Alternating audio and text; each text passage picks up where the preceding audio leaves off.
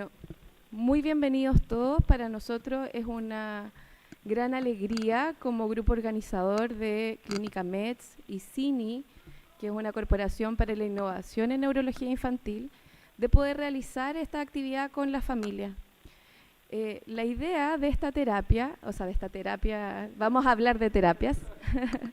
La idea de esta jornada es que podamos abarcar gran parte de la información que ustedes como familia nos han pedido a través de distintas preguntas que fuimos recopilando, poder generar las conversaciones con nuestros invitados internacionales, y vamos a darle la bienvenida a ellos. Tenemos al doctor Andrés Nascimento, que nos acompaña desde Barcelona.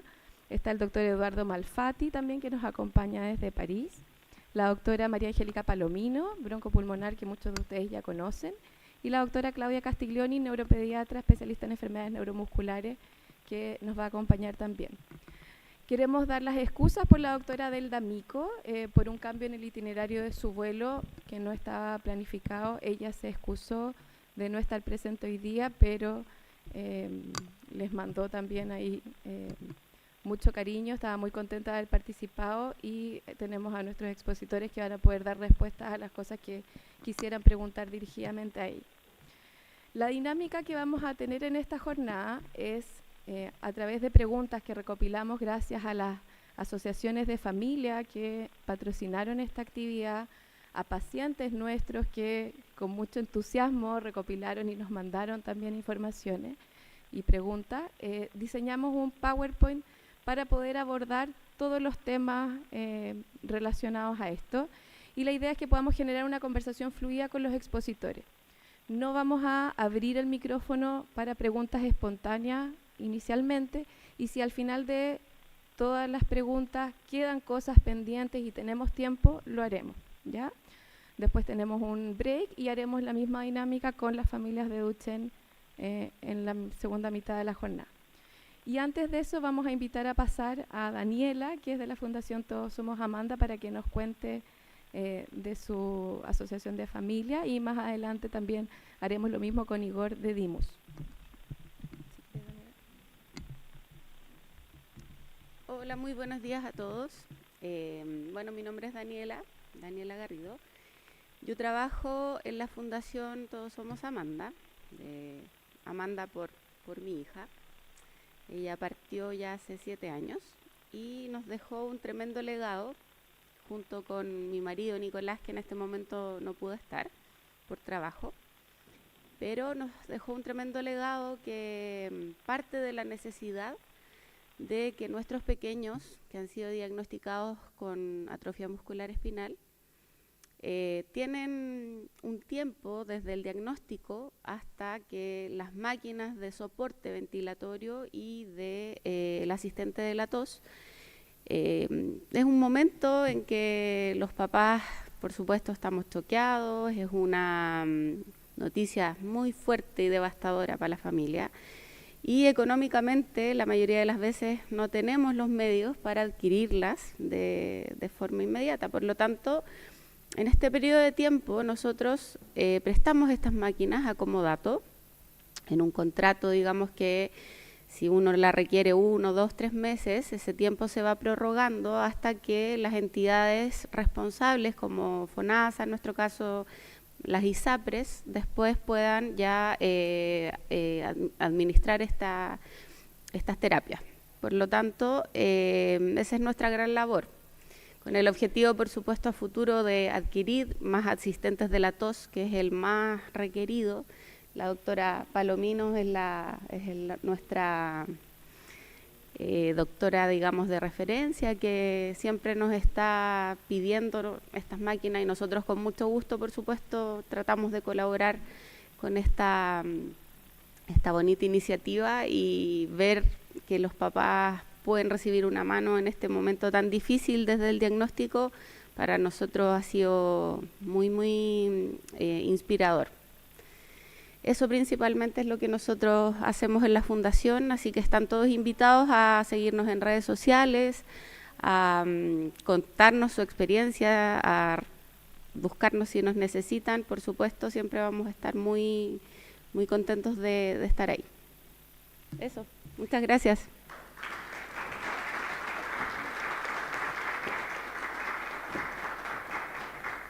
Muchas gracias, Daniela.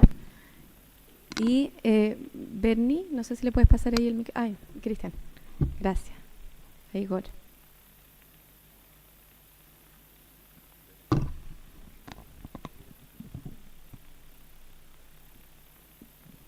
Hola, muy buenos días a todos. Mi nombre es Igor Navarrete. Soy presidente de la Asociación de Distrofia Muscular Chile. Somos una asociación dedicada principalmente a personas que viven con algún tipo de distrofia muscular, adultos. Pensamos que los adultos que tienen este tipo de enfermedades están sumamente abandonados en el país, y nosotros somos la contención que muchos han encontrado. Nos dedicamos principalmente a lo que es la educación, la visibilización y somos también un espacio de recreación y de contención principalmente. Muchos de nuestros pacientes o de personas que viven, en realidad el término paciente de repente es muy fuerte, que vivimos con algún tipo de enfermedad neuromuscular, en este caso una distrofia muscular. Yo padezco una distrofia muscular facioscapulohumeral.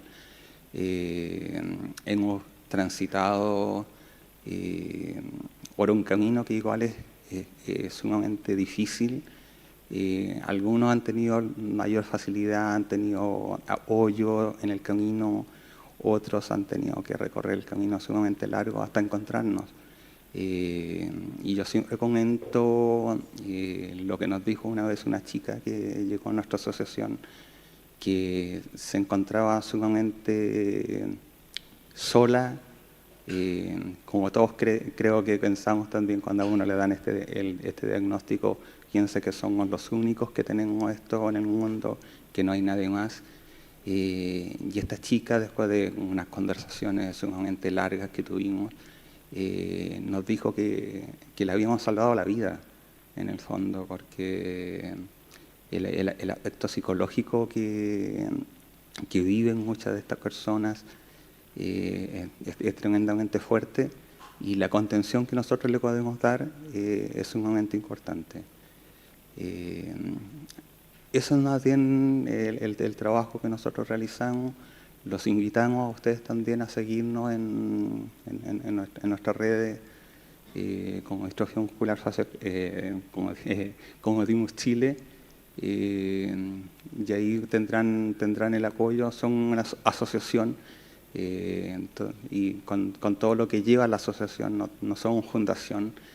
Mucha gente llega pensando que le podemos dar algo más como fundación, pero estamos trabajando y a pesar de ser pequeñitos aún, creo que hemos hecho un trabajo muy importante. Así que los invitamos de todos modos a seguirnos y entre todos también tratar de que todo este tipo de enfermedades sean conocidas y que todos podamos tener en algún momento el acceso necesario a todos los tratamientos y terapias que puedan salir en el futuro.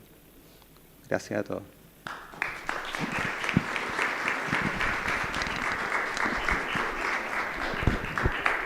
Muchas gracias, Igor, Daniela. Para nosotros esto es súper importante, de que podamos, lo hablamos durante las charlas. Ayer tuvimos la suerte de tener una charla realizada por Marisol y Cristian, que nos dieron su visión también de la familia. Y para el equipo médico, todo lo que ustedes hacen y nos presentan es mucho aprendizaje también. Así que queremos que esto sea un aprendizaje tanto para ustedes en lo que necesitan y también para nosotros. Así que muchas gracias por estar acá hoy día, que sabemos que algunos han venido de lejos. Muchas gracias. Entonces, vamos a partir con las preguntas de atrofia espinal. Va a partir la doctora Suárez. Ya. Bueno, hay muchas preguntas y tratamos de recopilarlas por tema. Y aquí hay una pregunta interesante acerca de diagnóstico prenatal. Preguntan, ¿el AME se puede detectar intrauterinamente? En ese caso, ¿qué se puede hacer? Dice si hay algún tipo de tratamiento.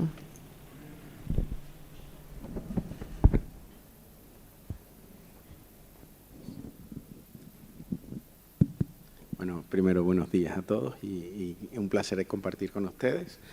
Yo creo que la pregunta, un poco para ir resumiendo, las indicaciones de los tratamientos, el punto más importante es la seguridad. Entonces, teóricamente, el impacto que puede haber sobre una enfermedad que ya sabemos que en algunos casos puede empezar en la etapa muy precoz, que es durante el embarazo o la parte embrionaria. Sí tenemos que decir que los medicamentos que actualmente existen para el tratamiento están aprobados a partir del momento del nacimiento, ¿vale? Y lo único que de momento estaría o posible hacer es detectarlo precoz para poder tener todo muy establecido en el momento del nacimiento para lo antes posible iniciar el tratamiento. El diagnóstico prenatal al momento actual lo que está es diseñado para identificar si el paciente está afecto o no está afecto, el nuevo bebé, y eso es un poco la planificación que puedes hacer de ahí en adelante con un consenso con la familia. Pero es cierto que empiezan la investigación y hay casos puntuales de prácticamente un solo caso, y hay que ser prudente en ese sentido porque al haber un solo caso no se puede como generalizar la respuesta o el tratamiento para todos. Entonces, sí como que recordar que estamos, aunque parece que sí, se ha avanzado muchísimo en la atrofia muscular, y es cierto, tenemos que ser prudentes porque la seguridad y el impacto de estas terapias en periodos muy precoces del desarrollo, pues hay que esperar un poquitín más para ver si es posible poner tratamientos durante el último trimestre del embarazo, como es un caso que está reportado, pero de entrada sería la planificación de lo antes posible poner el tratamiento a partir del nacimiento. ¿Estamos bien? Bueno, acá hay otras preguntas. Por ejemplo, dice, si bien esta enfermedad es degenerativa, ¿a qué tenemos que estar atentos, síntomas, para saber si estamos en riesgo? Intuimos que es deterioro, pusimos nosotros porque nos pareció que eso era lo que quería preguntar la persona. ¿Son normales los tiritones? Cuando es tratada con Zolgensma, una terapia génica, ¿se sigue considerando al AME una enfermedad neurodegenerativa, ya que se incorpora el gen faltante? ¿Los pacientes tratados con fármacos, los 3 existentes, pueden lograr una hipertrofia a nivel muscular o siempre su musculatura tendrá tendencia a la atrofia? Acá está hablando del AME como enfermedad neurodegenerativa y si las terapias o no, en el fondo, modifican este concepto de que es una enfermedad progresiva. Y hay que estar alertas, en el fondo.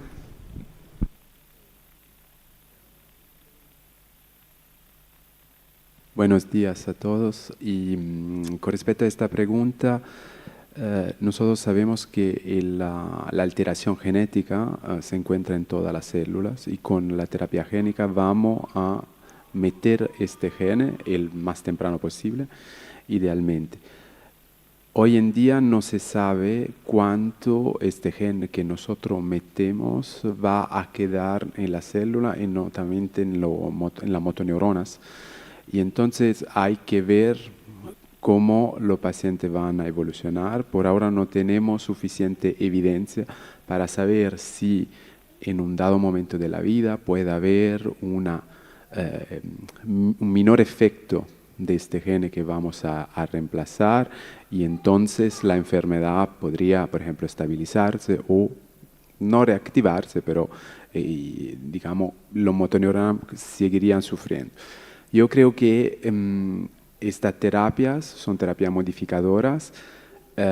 Si utilizadas muy temprano, resuelven el problema del desarrollo motorio, pero lo que vemos con otras terapias, que no es la terapia génica, que cuando intervenimos, como compensamos en parte este defecto, pero no podemos resolver completamente.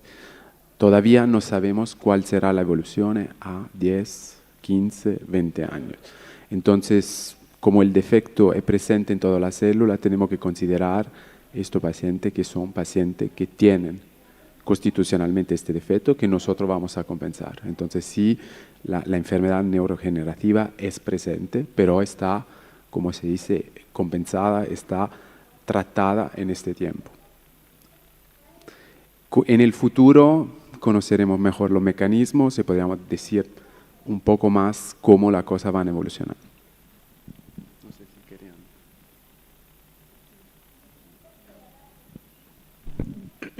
Yo un poco para completar. Entender que el tratamiento cuando llega, dependiendo de la cantidad de neuronas que estén todavía funcionando, pues vamos a tener una capacidad de responder en el impacto, o sea que es muy tiempo dependiente. La expectativa es importante manejarla y saber que hay cambios en la historia natural de la enfermedad, que no es lo mismo pues un paciente que está atravesando la adolescencia con crecimiento y unas curvaturas y cirugías, y poder tener la impresión de que en ese momento pues las escalas suben, bajan, porque es lo natural, y no obsesionarse mucho con las escalas, porque eso atormenta a cualquiera que tiene 4, después subió a 8 y después bajó a 7. Las escalas, véanlas como algo que necesitan los médicos para entender un poco el proceso, pero no es lo que les va a decir cómo están ustedes, porque cada individuo va a estar como se sienta con lo que pueda hacer, ¿no? Y la escala no va a hacer eso. La escala es una información que necesitamos desde el punto de vista médico de investigación. Sí es importante saber esas fluctuaciones que pueden tener las escalas y la historia de los pacientes. Entonces, por el hecho de que progrese la escoliosis, no quiere decir que necesariamente no está haciendo el impacto la enfermedad en otros grupos musculares. Por ejemplo, tienen pacientes que pueden estar mejorando la funcionalidad de las extremidades o de repente de una extremidad que era la que tenía más neuronas para rescatar y esa extremidad está funcionando cada vez mejor y de repente la escoliosis progresa. Entonces, no pensar, bueno, no está haciendo nada o fracasó el tratamiento. Siempre tenemos que ver distintos aspectos de la enfermedad. A veces la función vulvar es la que mejor responde en algunos pacientes, sobre todo con algún tipo de terapia que se ha notado un poquito más. Entonces, esta parte es importante, entender un poco esta variabilidad y esta heterogeneidad y que no es posible comparar el paciente A o el paciente B o el paciente C, que todos vamos a ir igual, cada uno va a tener su historia y lo que hay es que enfocarse en lo que probablemente el equipo de fisioterapia, el equipo de respiratorio, todos nos van a ir diciendo, porque terapias, todas las preguntas van con la terapia, pero las terapias solas no van a hacer nada, o sea que esto hay que cuidarlo muchísimo y ir de la mano siempre de todos esos cuidados multidisciplinarios. Y con respecto a la parte muscular, es cierto que el músculo, aunque es un actor secundario, es un actor también en todo el juego de mecanismos que están implicados en la atrofia muscular espinal. Cuando el músculo o cuando el nervio se queda o desconecta de su comunicación con el músculo sufre unos cambios específicos y más a más hay unos cambios específicos que sufre por probablemente no tener también la proteína, ¿vale? Entonces, esos dos mecanismos, el no tener la proteína que le falta al músculo como al nervio, pero la desconexión asociada a esto, hace unos cambios. Si yo no soy capaz de que las neuronas vuelvan a llegar a ese músculo, no puedo esperar que ese músculo crezca, ¿vale? Lo primero es que la neurona llegue al músculo. Si no tengo neuronas para llegar a ese músculo, aunque yo ponga el tratamiento, estará atrofiado. Y no es porque el medicamento no haga efecto, porque no tengo neuronas para que el medicamento haga efecto en ese músculo, pero puede hacer efecto en otro. Y esto es lo que hay que ir evaluando. Y hay que vigilar mucho que no haya una descompensación que produzca más retracción o que produzca. Esto también es importante a nivel de manejar el equilibrio entre los músculos que van a responder más y los que van a responder menos. Y es cierto que hay mucha investigación para tratar de ayudar a esos músculos que están esperando que el nervio venga otra vez a relacionarse con ellos, después de esa ruptura emocional y física, se vuelvan a unir y vuelvan a comunicarse. Entonces, si yo preparo ese músculo para que esté un poco más fuerte, para cuando llegue ese momento, o si está empezando a comunicarse con el nervio y ese músculo pueda estar en un mejor estado, la teoría es que esperamos que eso sea algo que potencie el efecto final, que darle un poquito más de fuerza a ese grupo muscular. Pero necesitamos que esté el nervio conectado. Si no está el nervio conectado, pues no podemos esperar que el músculo responda mucho, ¿vale? Perfecto, muchas gracias. Acá hay otra pregunta. ¿La AME puede afectar el sistema nervioso central? Preguntan por, nos imaginamos, nivel intelectual, de lenguaje. ¿Algún comentario?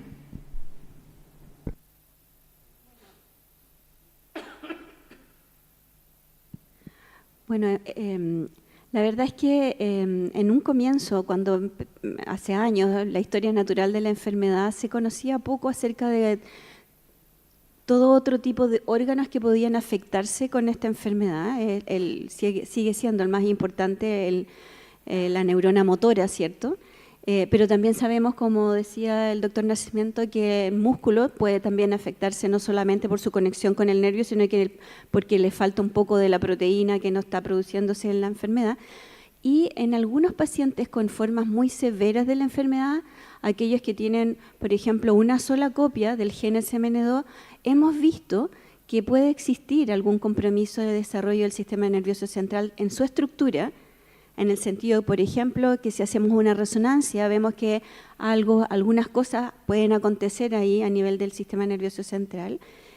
Y la verdad es que no tenemos muy claro en relación con el desarrollo de estos pacientes que eran más severos con atrofia muscular espinal tipo 1, si hay o no algún compromiso asociado del lenguaje o de otro tipo de alteraciones en la comunicación.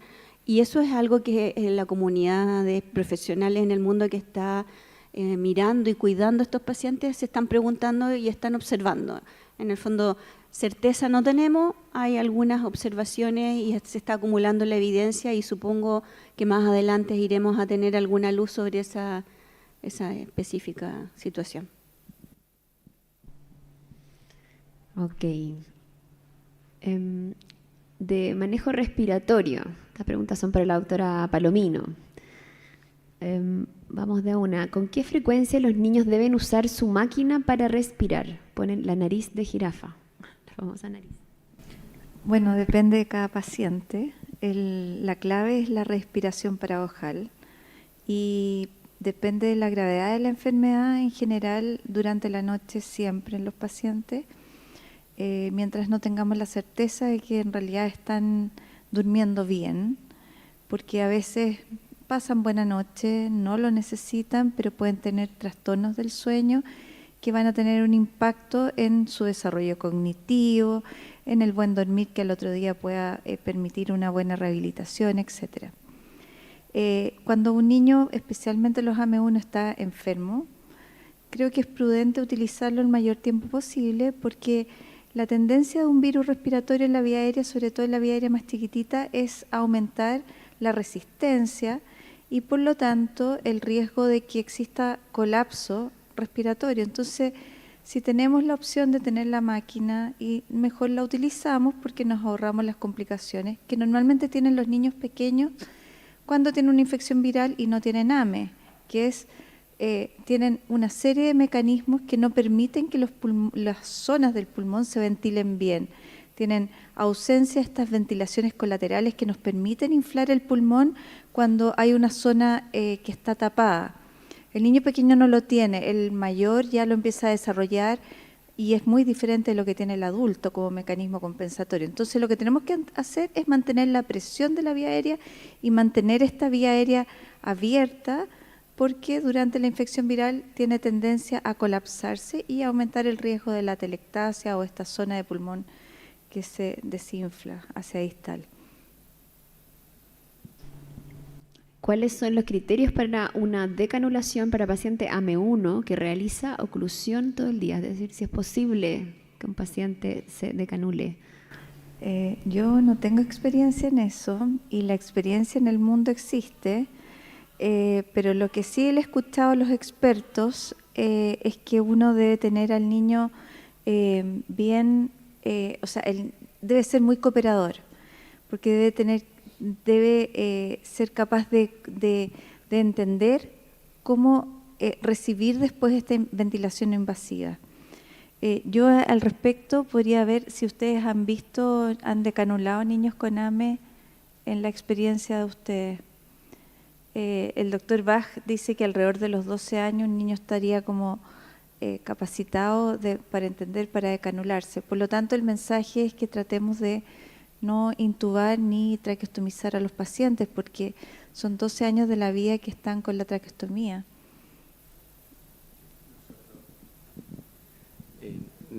Bueno, hablo en nombre del equipo de neumología y que se dedica a la nanoinvasiva, que tienen que ser tienen que ser muy amigos de todos nosotros, ustedes y de nosotros también, porque son los profesionales que realmente son clave en que esos primeros años de vida tan vulnerables, a pesar de las terapias, van a ser muy vulnerables, y esto es súper importante. No pensemos que por la terapia vamos a dejar de tener esa vulnerabilidad respiratoria. Nosotros no hemos tenido experiencia en decanular los que hemos tratado recientemente, porque no tenemos ninguno con traqueostomía desde que empezamos las terapias. Por suerte. Sí hemos tenido algún paciente que es fuera de contexto, porque ha sido un paciente que tuvo que hacer la traqueostomía por una descompensación en una M2, pero ya mayorcito, y al cabo de un tiempo se pudo,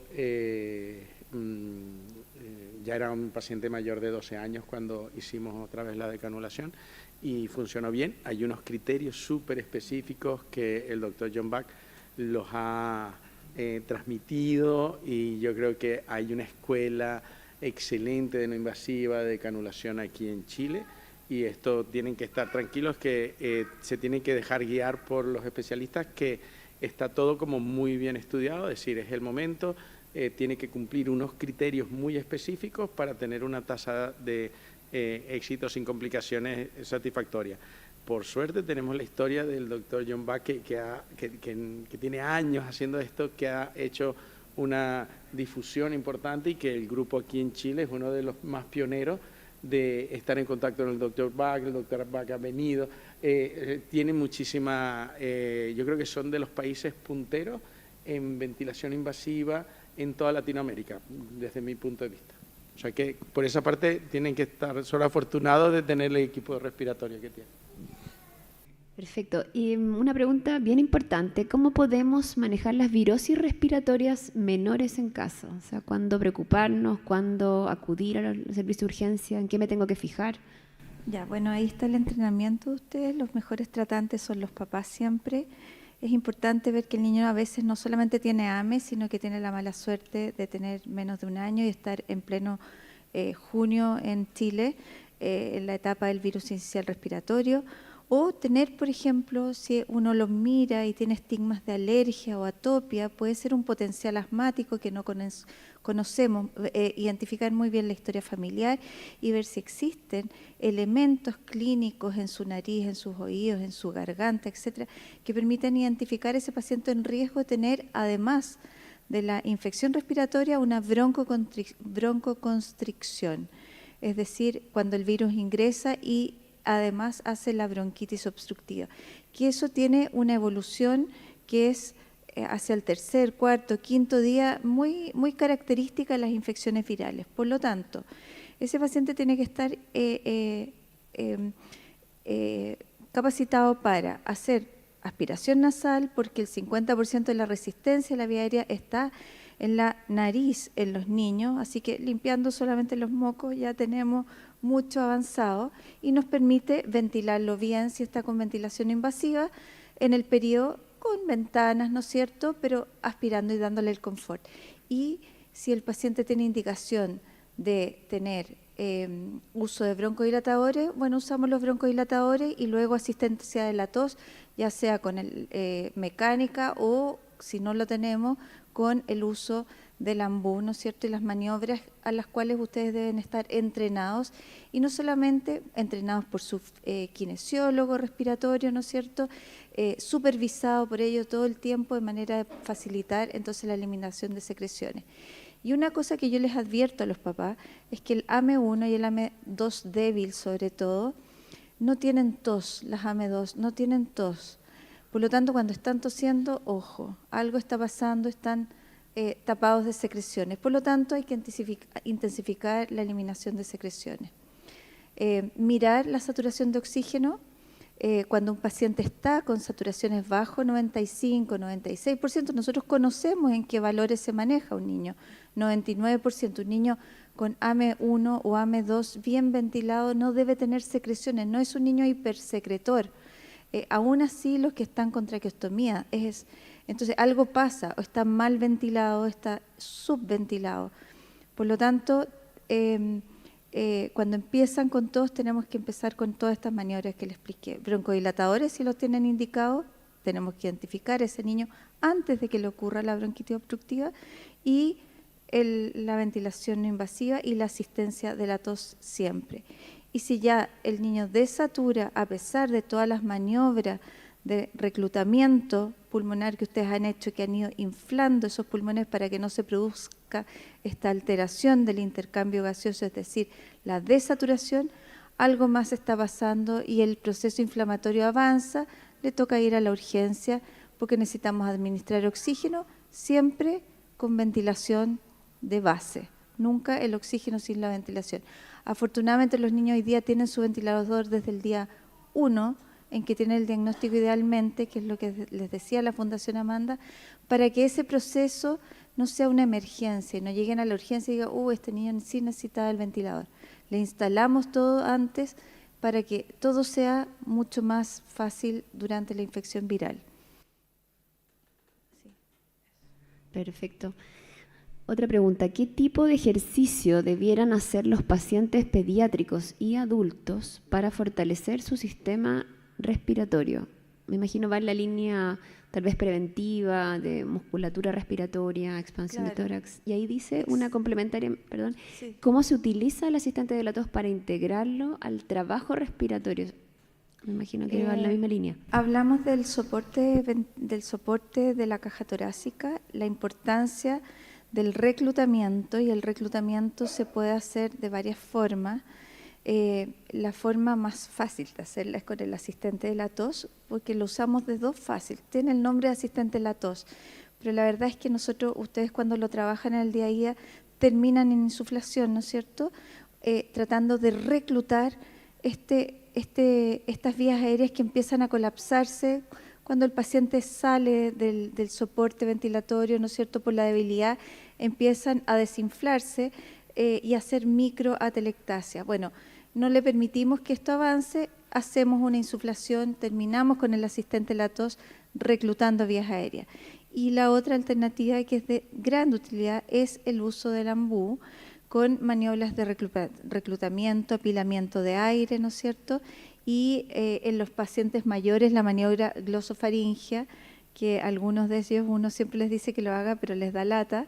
Cuando hacen las tareas, en algún minuto del día tienen que ir haciéndolo temprano en la mañana para inflar, para estar mucho mejor ventilado. Entonces, el entrenamiento respiratorio, que es la otra parte en los mayores, es de utilidad. Se fatigan, por eso que es complementario a las maniobras de reclutamiento. Hay grupos que lo utilizan mucho, en mi experiencia yo veo que nadie los usa, les da lata al poco tiempo, pero algo pasa con el ambú y el resto de las otras cosas que sí las utilizan. Son complementarias todas. Perfecto, bueno, aquí terminamos con las preguntas respiratorias, pero al final recuerden que si nos quedan unos minutos pueden hacer preguntas espontáneas a la doctora Palomino. Con respecto a rehabilitación, preguntan, ¿qué tipo de rehabilitación motora es la más adecuada para pacientes sin y con tratamiento modificador de la enfermedad? ¿Influye la terapia de rehabilitación en la respuesta a estos tratamientos? Preguntaron bastante eso, si es que había que cambiar la terapia de rehabilitación cuando un paciente empezaba con nusinersen o tenía alguna otra terapia. La verdad es que nosotros tenemos mucho contacto con el equipo de rehabilitación, los fisioterapeutas, y vamos como aprendiendo un poco. No hay nada 100% escrito. Es desde el inicio de, yo creo, de los estudios de enfermedades neuromusculares, siempre se ha puesto como la mano derecha la rehabilitación y sigue siendo la rehabilitación. O sea, la rehabilitación es lo que va a permitir que muchos de los problemas asociados a tener menos fuerza, menos movilidad, pues sean más importantes. Además viene ahora una experta que nos puede ayudar. Nosotros lo que hemos ido es individualizando, no es porque un paciente tiene tratamiento, ahora tengo que hacer un programa distinto. Lo que nosotros valoramos es el paciente y la funcionalidad que tiene ese paciente y en la edad en que está el paciente, y en ese momento se adapta la fisioterapia, que no porque tenga el tratamiento va a responder a ABCD, sino que tenemos que ir acompañando en cada ganancia que tiene. Las expectativas que vamos a tener probablemente y los objetivos que vamos a poner dentro de ese programa de fisioterapia y rehabilitación van a ser probablemente distintos si tengo un paciente que está recibiendo el tratamiento a un paciente que no está recibiendo el tratamiento, en el sentido de las expectativas que tengo o lo que yo quiero conseguir para lograr. Muchas veces, pues, si la historia que teníamos en los pacientes antes de la terapia, en la fisioterapia estaba muy dirigida a potenciar la funcionalidad, a disminuir el nivel de las retracciones, a tener la máxima autonomía, mejorar un poco el patrón de postura, muchos objetivos que se mantienen en el paciente tratado, pero aquí vas a ir ganando, dependiendo de cada paciente, elementos. Entonces, hay no por mucho correr, a veces llegas más rápido y hay que tener cuidado. Ayer justamente hacíamos un poco la reflexión de, yo quiero que se siente el paciente, y a veces por acelerar ese trabajo de quiero que se siente, si la musculatura del tronco no está preparada para cargar, pues probablemente hay que darle unas pautas de ejercicios y unos tiempos que sean suficientes como para que el paciente tenga la flexibilidad de la columna, que maneje distintas posturas, pero no mantener una postura en cifosis durante horas simplemente por ver que el niño está sentado en una posición de cifosis. No es que no lo puedan sentar, lo pueden sentar, pero también lo más importante es que haya esa flexibilidad y que haya una movilidad que permita que esa musculatura se vaya desarrollando y ir muy de guía de su fisioterapeuta y su rehabilitador o kinesiólogo y fisiatra, para que vayan marcando los tiempos, los momentos en los cuales vamos a exigirle un poco más ese sistema musculoesquelético que se está adaptando a una nueva fuerza y a una nueva capacidad. Entonces, sí es fundamental, si el músculo no se mueve, aunque le pongamos todo lo que pongamos, no va a tener el impacto que nosotros queremos cuando ese nervio vuelva a conectarse. Entonces sí tenemos que regularizarlo y es un aprendizaje mutuo.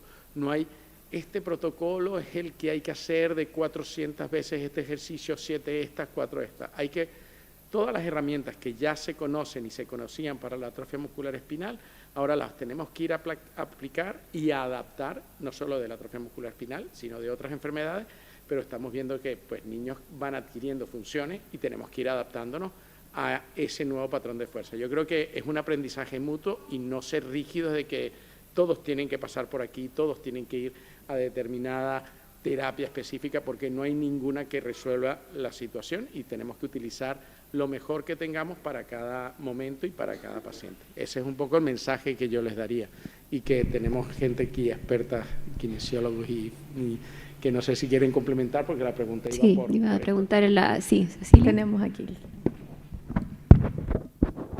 Complementando lo que decía el doctor Nacimiento, para quienes no me conocen, soy kinesióloga y me dedico a las enfermedades neuromusculares hace como 30 años. Lo que yo he aprendido en estos 30 años de ejercicio profesional es que independiente de cuál sea el tipo de atrofia espinal que el paciente padezca, debe moverse en la medida de sus capacidades. Si hay algo que perjudica al paciente con atrofia espinal, es mantener una posición por mucho tiempo. ¿Qué significa eso? Que mientras más tiempo el niño está en una misma posición, eso favorece las contracturas. Por lo tanto, lo que decía el doctor es alternar el sentado, el acostado de espalda, el girarse, el ponerlo boca abajo. Eso es la clave del manejo postural en un niño. Con respecto a qué cantidad de actividad física hace un niño, tiene directa relación con su fuerza.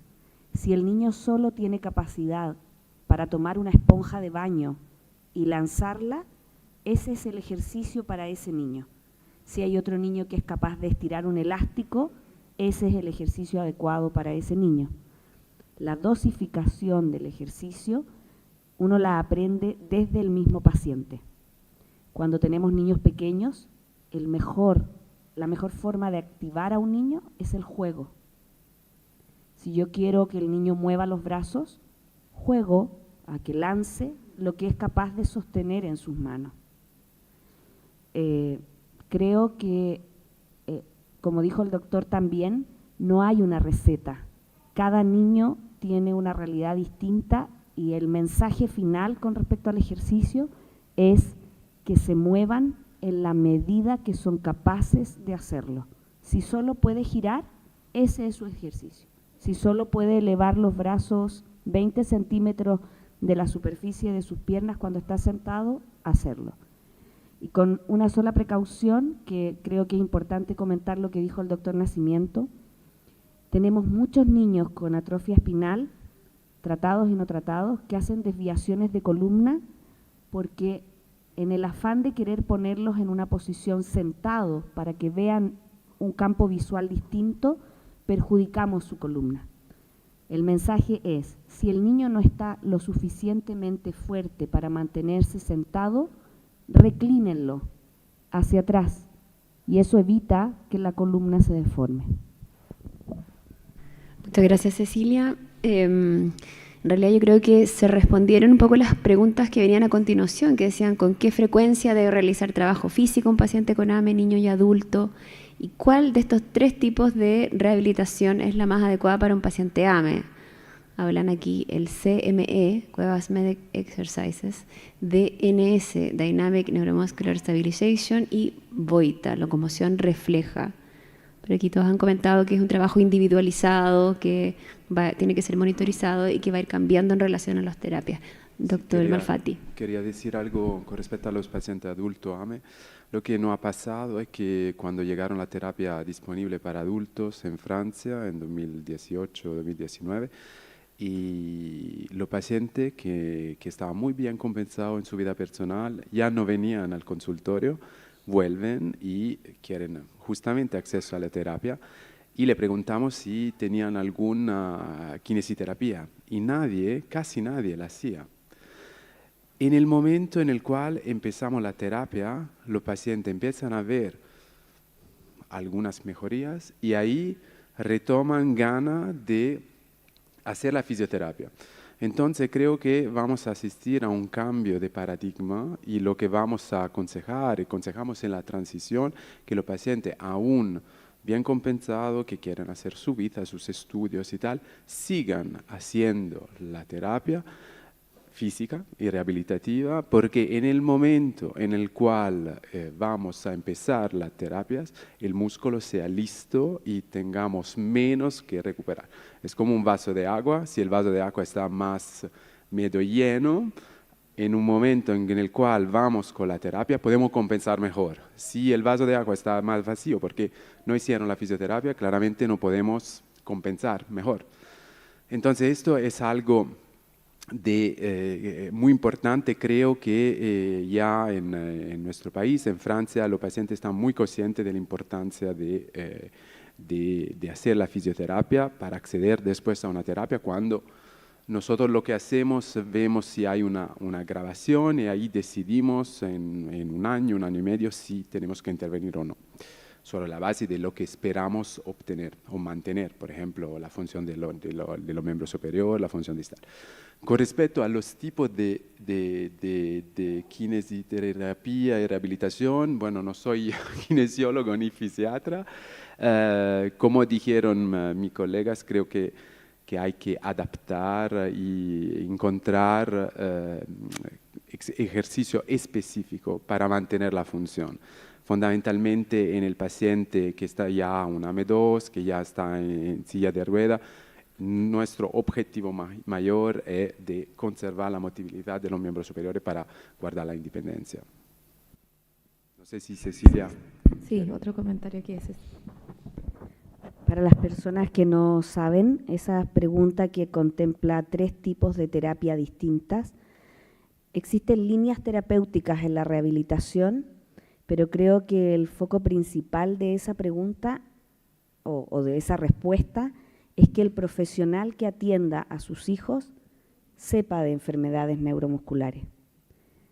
Esas terapias que aparecen ahí mencionadas, hay algunas de ellas que son agresivas. ¿A qué me refiero agresivas? En las posturas, que nuestros pacientes con atrofia espinal, muchos de ellos tienen fragilidad ósea, porque no descargan peso. Por lo tanto, no es llegar y hacer una terapia que puede ser riesgosa para la salud ósea, porque los niños no tienen la misma fortaleza que los huesos de un niño que camina, que corre, que salta, y por lo tanto hay que tener cuidado con la lesión. Ese es el primer mensaje. El segundo mensaje, las elongaciones. Creo que el pilar fundamental en cualquier enfermedad neuromuscular, pero en especial en la atrofia muscular espinal, es la elongación de la musculatura. Porque a diferencia de las distrofias musculares, las contracturas en la atrofia muscular espinal son más dóciles, son más fáciles de controlar. No es lo mismo una contractura en AME que en una distrofia muscular. Por lo tanto, el mensaje que yo siempre les doy a los papás, así como a ustedes les dan un medicamento que tienen que tomar cada 6 horas para que el niño se mejore de, no sé, de un resfrío, el ejercicio físico tenemos que incorporarlo en los pacientes con AME, también con una dosificación.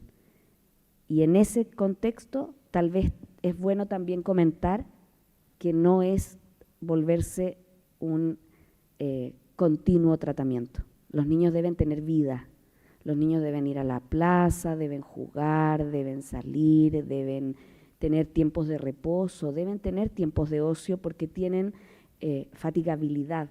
Y a veces, y me ha tocado verlo más de una vez, nos transformamos en una familia tratante las 24 horas y eso hace que el niño se sature. Y hay una edad en que el niño no quiere nada con la fisioterapia o la kinesiología.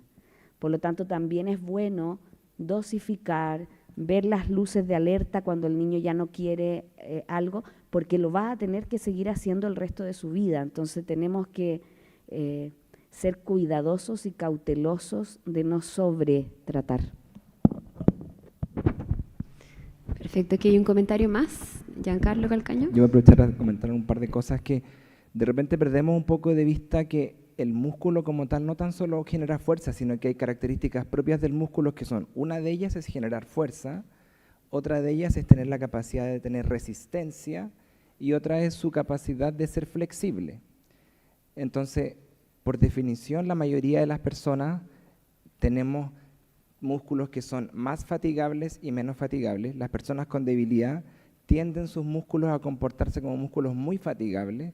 Entonces, una de las cosas que yo creo que hay que trabajar con las personas o niños con AME es entrenar esa fatigabilidad. De hecho, los pacientes más grandes, los que más nos relatan de sus ganancias con sus terapias es que ganan tolerancia al esfuerzo. Entonces, no es tan solo relevante que sea capaz de levantar una vez los brazos sobre la cabeza, sino que a lo mejor el rango en que los puede levantar puede repetir ese gesto muchas veces. Entonces es importante no tan solo obsesionarnos con esto de que venza la gravedad, que es un objetivo importante, sino que sea capaz de levantarlo en el rango que puede moverlo para repetir un gesto como llevar una cuchara a la boca, como lavarme el pelo muchas veces, que esa es una de las características. La otra, dentro de la fuerza, está dentro de las mismas escalas, lo consideran, el ser capaz de mantener una posición demanda un tipo de actividad muscular y ser capaz de moverme es otro tipo de demanda muscular. Entonces, en algunos momentos o algunas posiciones también es relevante entrenar la capacidad de mantener una posición que implica una actividad muscular continua y en otros generar un gesto como voluntario contra la gravedad y el mantener el rango de esto de las contracturas tiene también una explicación fisiológica y es que el músculo cuando se estira, cuando está, por ejemplo, muy gráficamente, pero cuando yo estoy extendiendo mi codo, estirando mi codo, para después contraerlo de vuelta, se está acumulando energía elástica. Entonces un músculo que es flexible puede usar esa energía elástica para volver a contraerse. Entonces por eso es tan importante que un músculo que es sano, desde el punto de vista fisiopatológico, pueda mantener esos componentes contribuyendo a la generación de fuerza. Y con respecto a las terapias, particularmente mi experiencia es con la 1 y la 3, con CME y con Voita. Creo que hay que ser cuidadoso con el sentido de cuál es el objetivo. Creo que el Voita en las etapas tempranas es una muy buena estrategia para activar músculos que son difíciles de acceder, como son los paravertebrales y los abdominales. No sé si yo particularmente lo usaría en posiciones más demandantes, porque lo que busca el Voita es generar enderezamiento contra la gravedad, que es justamente lo que más cuesta. Entonces creo que una terapia que podría, pasando algunos niveles, ser riesgosa en ese aspecto. Digo, pudiera, porque no lo sé, a lo mejor alguien con un nivel de fuerza muy alto podría ser una buena estrategia. Yo la he utilizado para generar activación de los músculos abdominales y para generar los paravertebrales, y creo que de ahí me da un poco de temor seguir adelante. Y el Cuevas Medec es una terapia que lo que busca es desde generar fijación de segmentos distales, que eso es como lo que está más lejos del cuerpo, para generar activación de los proximales. Entonces es de alta demanda y creo que hay que tener precaución para usarla con personas muy débiles y considerarla quizás solo para gente que tiene mucha fuerza.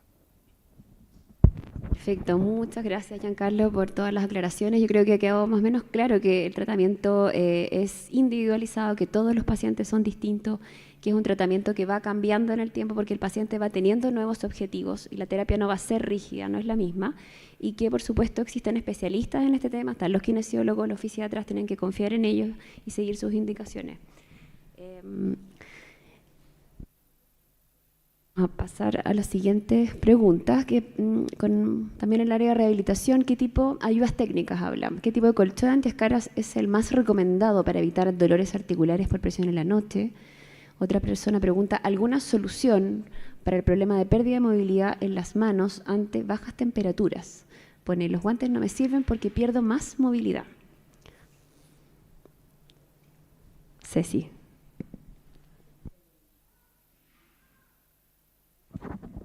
El tipo de colchón antiescara más recomendado para evitar dolores articulares, yo personalmente creo que hay varias marcas. El tema con el colchón antiescaras, y que es una realidad, es que interrumpe el sueño de los niños por el sonido. Zzz, se infla y se desinfla. Si ustedes ven que su niño no duerme bien con un colchón antiescaras, yo prefiero recomendar un cambio de posición, porque en general el niño con atrofia espinal, como cognitivamente es muy hábil, he aprendido de las mamás que las llaman a medianoche y piden que los den vuelta o que los pongan de lado. Y eso es bastante habitual que uno lo vea en los pacientes con atrofia espinal. Mamá, ¿me das vuelta? Papá, quiero estar hacia el otro lado. Yo personalmente creo que el colchón antiescaras tiene esa gran dificultad y tiene un tema de costos asociados. Entonces, la realidad es que yo prefiero que cambien el colchón que utilizan habitualmente en forma regular y revisar si hay puntos de presión. En general, nunca me ha tocado ver un paciente con atrofia espinal con escaras, porque como son muy inteligentes, cuando están con un punto de presión que les duele, avisan. Y si habláramos de un niño que no logra tener lenguaje porque está traqueostomizado, los cuidados estándar hacen que la aspiración de secreciones, los padres las ponen en lateral. No es una obligación comprar un colchón antiescaras. Si es que el niño duerme bien y se adapta al sonido y no es un costo adicional, tampoco es que no esté recomendado, se puede hacer. Perfecto. Y en relación a lo segundo, ¿algún comentario, alguna sugerencia que pudiéramos contestarle a esta persona? El tema de la temperatura. Yo creo que es bueno que sepan por qué las manos y los pies de los niños con atrofia espinal siempre están fríos y sudorosos. Los niños con atrofia espinal tienen grandes dificultades para mover los segmentos proximales. Cuando hablamos de proximales nos referimos a los hombros y a las caderas. Los hombros y las caderas, en la medida en que se mueven, producen flujo de sangre hacia las manos y hacia los pies. Cuando un niño está muchas horas en una silla de rueda, sobre todo cuando van al colegio, esto es muy habitual cuando empiezan su etapa escolar. Cuando están muchas horas en la silla de rueda, la movilidad se pierde. ¿Qué recomiendo yo ahí habitualmente? 2 cosas. 1, sacarlo de la silla de rueda, 5 a 10 minutos, ponerlos con las piernas en alto y frotar las manos, en el caso de las manos. Yo he aprendido también de los padres muchos calcetines, muchas pantuflas, cosas de lana, y el pie sigue estando frío. Lo que más favorece que aumente la temperatura de las manos y los pies es el movimiento. También sirve el masaje, y la recomendación sí que doy es que el paciente adulto que tiene atrofia espinal tiene problemas de infecciones en las uñas, ¿ya? Habitualmente. Y esa es un signo de alerta, porque quiere decir que la circulación está fallando. Me ha tocado ver pacientes adultos con pies morados y que no refieren mayor dificultad. ¿Cuándo eso es peligroso? Cuando se genera una infección. Por lo tanto, hay que mover al paciente, ¿ya? Hay que cambiarlo de posición. Y eso se hace cada vez más difícil cuando el paciente entra a la etapa laboral, porque no tiene quien lo asista en esa función. Perfecto, muchas gracias. Marisol, ¿quiere preguntar algo? Un comentario cortito, podemos dejar hasta el final. Yo quiero hacer una intervención. Esto está en streaming y Cecilia Hervia está hablando y respondiendo muchas preguntas. Quizás sería bueno para la gente que está en streaming ver quién está hablando y que quizás se sentara aquí adelante. Porque es importante, porque si hay gente que está mirando... Me parece bien. Sí, adelante. Cortito porque vamos a hacer las preguntas al final. Okay, pero estamos bien. ¿Se escucha? Sí. Es a propósito de lo que dijo Cecilia, porque hay unas camas también que tú con un botón te dan vuelta. Entonces, por si no se sabe, quizás Cecilia, tú puedes comentar algo. Y lo otro que nosotros también hemos utilizado con la Antonia, cuando los pies, por ejemplo, se ponen muy fríos, hay unos parches que te duran 12 horas o 24, 12 horas en general, que se calientan y que no son tan caros tampoco. Y también existe incluso unas que se enchufan, que son unas plantillas que también son bastante baratas, diría yo, que también se pueden utilizar. Entonces hay distintas cosas que igual sería bueno que pudiésemos informar. Estos son todos los temas prácticos donde todos aprendemos, porque estas son cosas que ustedes saben más que nosotros. Así que muchas gracias. Con el tema de la temperatura de los pies y de las manos, también creo que hay algo que es importante, que es preguntarle al paciente si le molesta. Porque yo también me he dado cuenta que uno como mamá está más afligida de que los pies estén fríos y las manos estén frías que el mismo paciente. Entonces, yo lo que les recomiendo es que le pregunten al niño si le molesta tener los pies fríos o las manos frías, porque a veces a ellos no les molesta. ¿Ok? Ya, perfecto. Vamos a seguir adelante con las preguntas. Aquí en relación a manejo ortopédico, preguntan, ¿es recomendable operar la luxación de caderas a niños con atrofia espinal?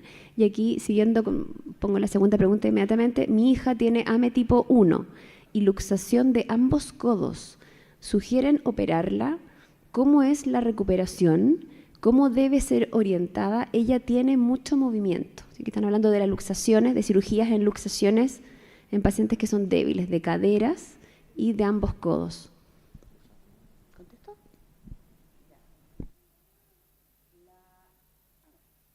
Cosas. Uno, creo que es importante definir lo que es una luxación. Luxación es una pérdida de la continuidad entre dos articulaciones. Afírmamelo. O sea, esto. La cadera requiere estar cubierta, ¿ok? Lo que suele suceder en los pacientes con atrofia espinal es que esa continuidad se pierde porque la cadera empieza a salir, ¿ok? En un paciente con atrofia espinal tipo 3, que camina, que se mueve, la cadera habitualmente no se sale, porque la marcha es un factor protector de esa continuidad articular. Sin embargo, en un paciente con AME2 o AME1, la luxación de cadera es altamente frecuente. Cuando se opera una articulación de un paciente con atrofia espinal, la experiencia muestra, y los expertos así lo indican, es que no se intervienen. ¿Pero por qué no se intervienen? Porque habitualmente la cadera del paciente con atrofia espinal, a diferencia de una cadera, por ejemplo, de una persona con parálisis cerebral, no duele. No les duele. Entonces, la indicación quirúrgica que al menos yo manejo de lo que la literatura dice es la cadera se interviene cuando tiene dolor. ¿Ok? Y con respecto a la persona que dice que a su hija se luxan los codos, me da la sensación de que se refiere a la hiperlaxitud ligamentosa secundaria a la debilidad. Cuando un paciente es débil y se apoya la mano en una superficie, nosotros tenemos músculos que frenan el movimiento del codo. En el caso de los niños con atrofia espinal, se apoyan y pareciera que el codo se va a quebrar. No pasa nada. Es una característica propia de la debilidad muscular y la falta de tope muscular. Nuevamente, ¿qué se hace en esos casos? Evitar posiciones que puedan ser riesgosas, por lo que les mencioné de la salud ósea. Voy a ponerte de ejemplo Igor. Si ustedes se fijan, Igor, para poder ponerse de pie, hace movimientos que ninguno de nosotros puede hacer. Él se flexiona completamente hacia adelante para poder ponerse de pie, y si a él nosotros le pidiéramos que apoye el brazo, veríamos que su brazo hace un movimiento que ninguno de nosotros tiene. Eso se debe a su debilidad muscular. Por lo tanto, desde el punto de vista quirúrgico, que sí creo que es un mensaje importante, y ahí probablemente los expertos de pacientes tratados nos podrían apoyar en sus comentarios, es que dado que existen alternativas terapéuticas, creo que se vuelve trascendental que cuidemos las caderas. Y cuidar las caderas es hacer los estándares de cuidado, tener bipedestadores, evitar posturas viciosas. ¿Por qué? Porque a lo mejor ese paciente va a poder acceder en algún minuto a tratamiento y necesitamos esa cadera para que pueda cargar peso. Trabajamos en equipo, yo sosteniendo el micrófono, para que vean la integración. No, el comentario es, nosotros, la experiencia que tenemos, y nos reunimos muchos porque también hay que ser honestos de que no tenemos pacientes que hayan sido, por ejemplo, un AME tipo 2 que se haya tratado precozmente o un AME tipo 1 que se haya tratado precozmente, que empiezan a adquirir hitos que no estábamos esperados, y hay pacientes que están transformando esto. El concepto que teníamos muy establecido es paciente no ambulante con una cadera subluxada, no se toca si no duele.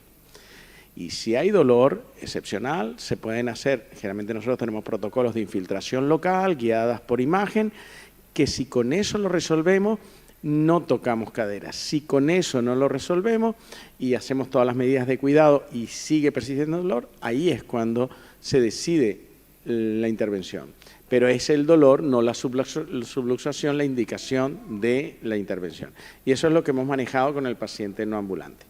¿Qué es lo que pasa? Que nos estamos encontrando o enfrentando a un nuevo fenotipo del cual tenemos que ir aprendiendo. Al momento de hoy, nuestros pacientes que están adquiriendo la deambulación, que el grado de subluxación, el grado en que esa pérdida de continuidad no es muy importante, lo que se conoce por la mayoría de los estudios de los pacientes que, pues, con parálisis cerebral, que tienen caderas subluxadas y que caminan, que muchos de estos pacientes toleran unos grados de subluxación y que mantienen una marcha. No es lo ideal, pero tampoco es una cosa que nos tiene que... suena peor la palabra subluxación de cadera que realmente lo que impacta. Si no hay dolor y hay funcionalidad, creo que de momento nuestra postura hasta el día de hoy, aún en estos nuevos fenotipos que están caminando, es conservadora, hacer un seguimiento, muchísima higiene de postura, mucho trabajo para que esa cadera que está en formación, porque estos pacientes que van a cambiar de ser no ambulantes a ambulantes son pacientes todos que vamos a tratar de forma muy precoz. Entonces, ese grupo de pacientes sí hay que trabajarlos mucho para que esa cadera esté lo mejor estructurada posible para que tolere la nueva fase de caminar sin dolor, ¿vale? A día de hoy no hay ningún estudio que demuestre que si intervenimos esa cadera subluxada en un paciente ambulante pequeño vaya a tener a largo plazo una ventaja, y el gran problema que tenemos es que es someterlos a una intervención que no tenemos experiencia cómo es lo que va a ocurrir a largo plazo, y sabemos que la musculatura, ya les dije que unos músculos respondían mejor que otros. Entonces, si tengo una musculatura pélvica que, a pesar de que el paciente es capaz de caminar, pero esa musculatura pélvica, el niño camina, pero camina con una compensación, esa musculatura pélvica, el hecho de que yo opere la cadera no quiere decir que vaya a ser más fuerte, y existe el riesgo de haya una nueva luxación más adelante. Entonces, es como para no someter con una indicación pensando en algo teórico si no tenemos la seguridad a futuro. Es un poco el concepto. Perfecto. Doctora Castiglioni. Sí, yo solo decir que quería reafirmar el concepto de que en este minuto, como está claro que los pacientes, muchos tienen algún grado de subluxación, el hecho de que estén subluxadas las caderas no significa que haya que operarlas. Y eso es re importante. Hemos tenido pacientes que se han sometido a cirugía y recidivan muy rápido. En el fondo es una cirugía finalmente que no va a contener en la posición la cadera, y que se va a recidivar de nuevo, y todo el costo que significa para el paciente la cirugía, el reposo además. Entonces, la verdad es que es importante entender que la cadera que duele, ideal, y lo mismo que dice el doctor Nascimento, y tratar de mirar con métodos no invasivos si se puede aliviar ese dolor antes de llegar a la cirugía. Eso. Perfecto, muchas gracias. Seguimos con las preguntas. Ahora pasamos a la parte nutricional. Hartas preguntas, las agrupamos en dos. Dice, ¿cuáles son los consejos nutricionales más importantes en pacientes con AME? ¿Qué suplementos y vitaminas, eso preguntaron mucho, se les puede suministrar para mejorar su gasto energético y mantener un peso saludable? ¿Los pacientes con AME deben tener una alimentación especial? Si bien esta enfermedad es degenerativa, ¿hay alguna vitamina, suplemento o medicamento que le ayude a fortalecer su sistema nervioso? Y aquí preguntan por la creatina. ¿El suministro de creatina tiene algún efecto en pacientes con y sin tratamiento? Doctora Palomino, parece que quiere comentar. Bueno, la nutrición del niño, partamos con el lactante, es la nutrición que tiene cualquier niño de la misma edad, siempre y cuando no esté desnutrido. Los objetivos nutricionales son tener a nuestro niño bien nutrido. Quizás en las etapas mayores de la vida, tenerlos con un índice de masa corporal en percentil 25 a 50, no sobrepeso. Entonces debemos ir cuidando, tener lo que es la nutrición normal, lactancia materna, las fórmulas de leche habituales, a menos que estén desnutridos. Si los niños están con sonda nasogástrica, utilizamos fórmulas que nos permitan alimentar y suplementar todo lo que no podemos dar cuando es necesario iniciar la alimentación complementaria, lo que nos da una sopa puré, por ejemplo, etcétera. Entonces ahí utilizamos habitualmente Pediasure o las fórmulas equivalentes a través de la sonda nasogástrica. Normalmente nosotros antes instalábamos la gastrostomía muy precozmente en la vida porque sabíamos que el paciente iba a tener otra historia natural, pero hoy día estamos observando y antes de tomar decisiones, ¿no es cierto?, a la luz de las nuevas terapias. Pero cuando ya nos estamos atrasando mucho, no es uno puede utilizar es indispensable utilizar una gastrostomía para poder iniciar las sopas y la alimentación complementaria que nos va a permitir una nutrición normal. Y dentro de las vitaminas que habitualmente indicamos está la vitamina D siempre, porque necesitamos mantener la salud ósea. Con respecto a las dietas que a veces dicen si son hiperproteicas o no, tiene que ser una nutrición balanceada en todo sentido. Y con respecto a la creatina, doctor, es algo que es bien... En principio no hay ningún estudio que haya demostrado que un tipo de suplemento haya modificado la historia natural de los pacientes. Se debe sostener un poco la dieta que sea balanceada, clásica de toda la vida, que no todos cumplen, ni siquiera en el entorno familiar. Yo creo que la recomendación es que el entorno familiar sea lo más saludable en la dieta. Yo ahora, antes vivía en Venezuela, ahora vivo en Barcelona. En Barcelona hay una dieta mediterránea que se porta bastante bien y bueno, yo creo que es bastante útil. Lo que sí hemos visto es que nosotros hicimos una curva de cómo evolucionaban los perfiles de índice de masa corporal, que más o menos ese mundo peso-talla y esa proporcionalidad que debemos tener, y encontramos que la adolescencia era un punto bastante crítico y se nos iba un grupo de pacientes hacia la obesidad, porque, claro, tienes un cambio desde el punto de vista de crecimiento, donde no tienes una movilidad ni un gasto y puedes mantener ciertos circuitos de alimentación de esa época de la vida que pueden condicionar a esto. Y era un problema que tenemos que tratar de anticipar, no en la adolescencia, sino antes. Y igual sí, lo que está muy claro es que el paciente que no tiene el nivel de peso adecuado, ese sí tiene que ir a un nutricionista con unos suplementos calóricos que sean suficientes. Es cierto que a veces nos preocupa que, sobre todo lo hemos visto mucho con los pacientes AME1 tratados, que les cuesta ganar peso, sobre todo el primer año, el segundo año, y oye, no hemos llegado a los 10 kilos, y es cierto que probablemente haya un mecanismo adicional dentro de todo ese proceso que ellos están haciendo para conseguir una gran movilidad que nos está sorprendiendo a todos los que estamos viviendo esta época, que probablemente ese esfuerzo representa para ellos pues un consumo mayor de sus nutrientes. Entonces sí tenemos que vigilar, sobre todo en esta etapa, que estemos haciendo un suplemento calórico. Y esto que no es una pregunta, pero se ha dado muchísima importancia esto ya tiene que ver con los terapeutas del lenguaje o los logopedas, que hay que trabajar toda la musculatura orolingual.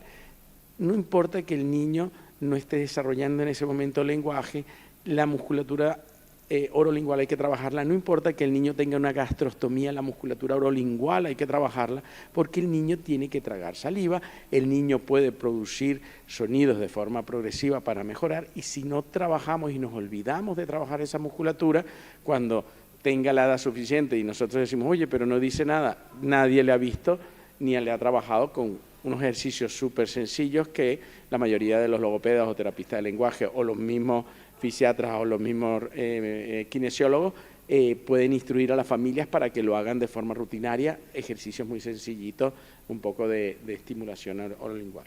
No sé, me metí ya en un terreno... Efectivamente, la estimulación orolingual aquí en Chile se hace a través de los fonoaudiólogos, pero es un tema muy de educación a la familia. La verdad, como dice el doctor, es algo bien sencillo y tiene que ver con que todos nosotros tenemos experiencias motoras cuando somos sanos, de llevarnos el juguete a la boca, de balbucear, de succionar la mamadera, y obviamente un niño que tiene debilidad no vive esa experiencia. Y un comentario final con respecto a este tema, que me ha tocado verlo en los pacientes que van creciendo, se fatigan al mascar. Entonces la recomendación es que el tipo de alimentación sea una alimentación con una facilidad adicional para ellos desde el punto de vista de la consistencia. Y ahí habitualmente los fonoaudiólogos ayudan en cómo hacerlo. Perfecto. Aquí las preguntas, creo que se respondió. ¿Cuál es el peso ideal para un paciente AME? Bueno, y respondieron, ¿no es cierto? La doctora Palomino decía evitar el sobrepeso, mantener el percentil 25, evitar la obesidad, ¿no es cierto? La adolescencia, para eso prevenir. Otra pregunta, ¿es normal atorarse con alimentos? ¿Es normal? Es la experta aquí. Soy la pediatra. No, no es normal, no es normal. Eso es un signo que hay que evaluar muy bien. El paciente está en riesgo. A veces los pacientes dejan de subir de peso porque ya no están succionando bien el pecho. Todo el mundo dice, sí, toma pecho, pero no ha mirado que en realidad ya dejó de subir tanto de peso. Entonces a lo mejor ese paciente ya se fatiga. Entonces hay que poner ojo a esos pequeños detalles que lo hace el pediatra en el control rutinario. Perfecto, muchas gracias. Llegó una pregunta por streaming, ¿la doctora Jofre la recibió? Sí, es una pregunta de un enfermero hacia la doctora Palomino por lo respiratorio, un enfermero que trabaja con un paciente AME tipo 1 y dice, durante la terapia respiratoria, ¿hasta qué punto se debe hacer compresión del tórax? Y si es necesario que mientras se está aspirando, esperar a que el aspirador llegue a 0.06 mEPA para empezar a extraer. Me imagino que lo dice en fase de enfermedad, porque como yo les decía, lo ideal es que un paciente AME1 no deba ser, debe ser solo insuflado y que en realidad no tenga secreciones que aspirar, a menos que tenga saliva. Esas aspiraciones excesivas muchas veces molestan a los niños cuando les meten las sondas por la nariz, etc. Distinto es un paciente enfermo y eso va a depender del tipo de patología pulmonar que tenga. Un paciente que no tiene la enfermedad pulmonar y tiene una obstrucción pulmonar asociada tiene un tipo de tratamiento y el paciente que tiene una atelectasia, bueno, las compresiones y las aspiraciones van a depender de la fase de enfermedad en la que esté. Entonces, quizás el concepto más importante es que un paciente que tiene un pulmón sano no necesita ser aspirado, comprimido, ni solamente insuflado. Perfecto, seguimos adelante con las preguntas. Entonces, ahora pasamos a la fase terapias, atrofia espinal y terapias, las terapias modificadoras de la enfermedad. ¿Cuál es el pronóstico de la patología detectada y tratada a tiempo? Esa es la primera pregunta. Tal vez les leo las preguntas para ir... Bueno, yo creo que aquí, ayer, bueno, en la discusión con los profesionales de la salud, las charlas que escuchamos, nos dimos bastante cuenta de la importancia del tratamiento precoz en todo tipo, con todos los tratamientos y para todos los pacientes. También se analizó con mucho detalle la importancia que estaba teniendo el screening neonatal. Eso significa en el fondo detectar apenas los bebés nacen si son portadores de atrofia muscular espinal y tratar a esos niños lo más precoz posible, idealmente antes del mes de vida, probablemente las primeras semanas de vida, y esos pacientes claramente tienen una respuesta que es bastante mejor que los pacientes que ya empiezan su tratamiento cuando ya tienen síntomas, y mientras más tiempo pase con los síntomas, bueno, es porque ha perdido más neuronas motoras y probablemente alcanzar mejores respuestas es menos evidente cuando ha avanzado mucho la enfermedad. No, esto está clarísimo, cuanto antes mejor, y la mejor terapia es la que puedas poner antes. Esto es lo que hay sobre la mesa. Un comentario en relación a peso-talla. Hay tablas que ya salieron publicadas en relación a peso-talla del paciente con atrofia muscular espinal, que esto los profesionales pues ya lo pueden guiar para no guiarse y estar demandando, no, el niño está bajo de peso, sino llevarlo al percentil con las tablas para pacientes con atrofia muscular espinal, y de repente pues un percentil 20, un percentil 15 en las tablas de AME, te da tranquilidad, y si lo llevas a las tablas de los otros nenes, pues estarás agobiado eternamente de que tiene que subir de peso y que tiene que subir de peso, sobre todo en las primeras etapas. De acuerdo. Y ahí en relación a lo que acaba de decir el doctor Nascimento, ahí, con respecto a que la mejor terapia es la que uno tiene disponible antes. Aquí preguntan, ¿es verdad que, un poco la mitología, Risdiplam no es tan funcional o es el más débil de las terapias en mejoría? Spinraza sí es efectivo, pero que finalmente es Zolgensma, la terapia génica, el mejor tratamiento de los tres, ya que promueve la producción de la proteína faltante. Esa es una gran pregunta. Bueno, lo que hay, empiezo por la proteína, es la SMN. El gen SMN2, cuando produce proteína, produce la misma, cuando produce la proteína completa, que es en un 10% en la forma natural, la proteína que produce es exactamente igual. La completa es exactamente igual, venga del SMN2 o del SMN1, que la diferencia es la cantidad. El SMN1 produce pues 100 y el SMN2 produce 10, ¿vale? Cuando yo pongo la terapia, sea Risdiplam o Nusinersen, intratecal y oral, lo que voy a hacer es que el SMN2, en vez de producir 10, en algún paciente producirá 20, en otro producirá 30, en otro 35, en otro 44, en otro 32, porque ningún individuo va a ser exactamente igual, ni va a recibir exactamente el mecanismo de aumentar esa producción, que es un mecanismo molecular súper complejo, ¿vale? Es muy difícil homogenizar de que todos los individuos van a responder igual. Como en la vida normal, todos los individuos que tienen 3 copias del SMN2 sin tratarse no van a tener la misma evolución. Entonces, si estos individuos con 3 copias del SMN2, cada uno va a tener una historia, pues es lógico pensar que los individuos van a responder también de forma independiente. La terapia génica entra con un gran empuje en el sentido de voy a sustituir el gen defectuoso, y quizás de todas las grandes ventajas que tengo, que también hay efectos secundarios como lo hemos comentado, es que es una sola administración, pero es una ventaja, pero también nosotros hemos vivido, por otra parte, las familias que han recibido la terapia génica y al cabo de 2 o 3 años sienten que no está siendo tan efectiva como querían. Pero básicamente esto le pasa a la gran mayoría de las terapias que tienen una curva de respuesta en las fases iniciales de los nenes más pequeñitos, porque estás en un proceso de rescate y de inclusión de nuevas unidades motoras a conectarse. Entonces tienes esa primera fase, que son los primeros 2 o 3 años, donde vas ganando entre proceso evolutivo madurativo, que también te acompaña en todo ese cambio funcional, y lo ves muy claro el impacto de esas terapias. ¿Qué pasa? Al cabo de 3 o 4 años aumenta el peso, aumentan las longitudes.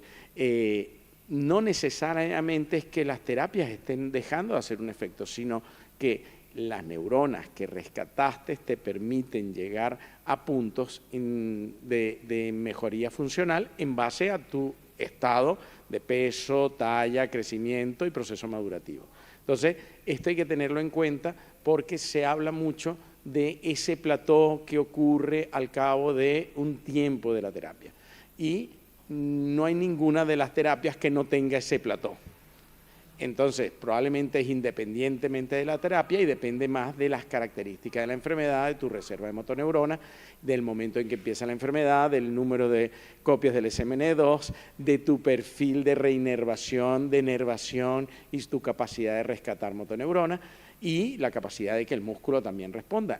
Hay totalmente, en pacientes que no son afectos, ves niños que tienen una capacidad muscular muy alta, que es independiente, y otros que tienen, como tienes papás que tienen una capacidad muscular altísima y mamás que tienen una altísima y otra bajísima. Entonces, toda esa heterogeneidad y ese perfil va a determinar muchas diferencias que no solamente porque tenga la terapia X o Y. Entonces, yo sí creo que hay mucha preocupación y es obvio que en toda la familia, pues si hay 3 terapias, yo quiero la mejor.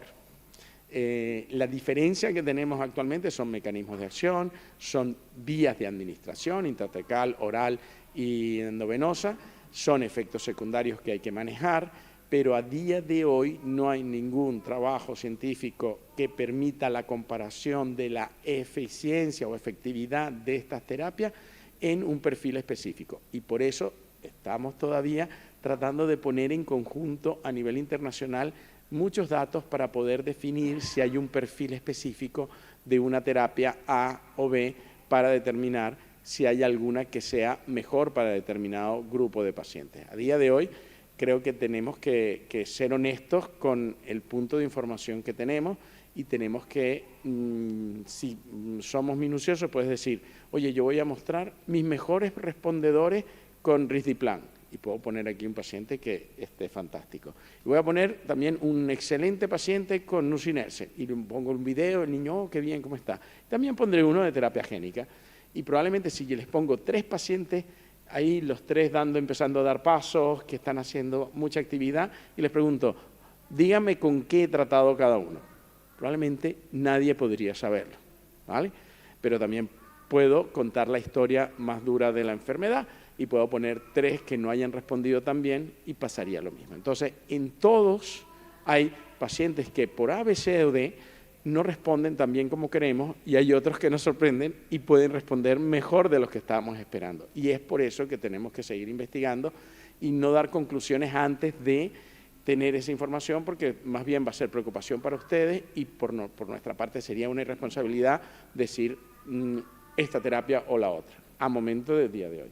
No sé si se completa. Quería decir algo sobre los adultos. Entonces, nosotros tenemos 2 posibilidades para los adultos, es el nusinersen y el Risdiplam. Claramente, en los adultos lo que tenemos que evaluar bien la vía de administración, porque cuando llegan con una escoliosis mayor, con una fusión espinal, una artrodesis, la inyección intratecal puede ser muy complicada y muy dolorosa. A pesar de eso, los datos que tenemos longitudinales son más para el nusinersen, que muestra efectivamente que hay una mejoría muy variable según los pacientes en cohorte bastante grande a nivel internacional. Mi experiencia personal, lo que veo en los adultos es que en el nusinersen, como tenemos una fase de ataque de 4 dosis y luego una cada 4 meses, vemos una fase realmente de ascenso muy importante de la capacidad en lo que responden bien en esta fase de ataque. Y luego hay un efecto de fine dosis. Alrededor de los 3 meses la mayoría de los pacientes te dice, me siento menos performante, entonces querían la dosis más adelantada. Existe un estudio, el estudio de VOT en adultos, que intenta estudiar si dosis más alta de nusinersen puede mejorar más los pacientes. En el Risdiplam tenemos pequeña serie publicada, nosotros tenemos 7 pacientes que estamos ahí estudiando para ver cómo respondieron en general. Mi impresión es que tenemos una respuesta más lenta y progresiva y en general se dice que hasta los 2 años de tratamiento no podríamos atender alguna mejoría. Pero en el momento actual no tenemos informaciones más detalladas que nos permitan de decir efectivamente estas 2 moléculas, que son moléculas buenas, que funcionan, son indicadas en este tipo de paciente más que nada en otro. El elemento realmente que nos permite de decidir cuál tipo de terapia es la posibilidad del acceso y también el deseo de los pacientes. Hay pacientes que me dicen, yo trabajo, tengo una empresa, tengo una vida muy activa a nivel personal, no quiero venir al hospital, las agujas me dan miedo, entonces prefiero una terapia oral. Tenemos un panel de expertos a nivel nacional, discutimos los casos y decidimos, ok, por este paciente más adecuado hacer directamente el Risdiplam. Pero creo que realmente tenemos que hacer un data sharing de todos los datos a nivel internacional y saber cómo en el futuro tratar a estos pacientes. Perfecto, entonces en realidad frente a la pregunta, ¿es verdad que Risdiplam no es tan funcional o Zolgensma mejor? La respuesta sería no, y que en el fondo depende de cada paciente, su nivel funcional, su tipo de atrofia espinal, que es algo que todavía está en estudio, y que depende también del acceso, lo que tengamos más oportunamente. Acá otra pregunta en relación a la terapia, aquí con respecto a terapia génica, dice, ¿cuáles son los criterios de inclusión y exclusión actuales para Zolgensma, la terapia génica? ¿Puede lograr cambiar la evolución natural de un niño con compromiso severo, entre paréntesis, sin control cefálico, sin movimiento de extremidades, traqueostomizado?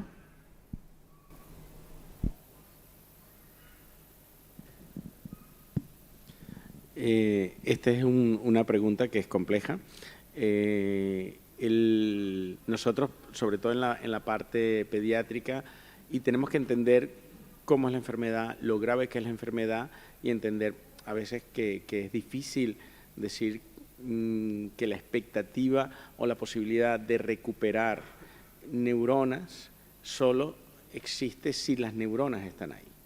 Si el número de neuronas es mínimo, la funcionalidad del paciente a día de hoy, o la expectativa que queremos lograr con ese paciente, no debe ser excesiva, en el sentido de repente la familia dice, oye, a nivel respiratorio quisiéramos que pudiéramos eliminar la traqueostomía, o que el paciente pueda ser capaz de llevar la mano a la boca, o hay muchos elementos que por la evolución de la enfermedad, cuando tengo retracciones desarrolladas, cuando quizás lo único que tengo es movilidad distal de mano, pues el objetivo no puede ser llevar la mano a la boca, el objetivo no puede ser quitar la traqueostomía.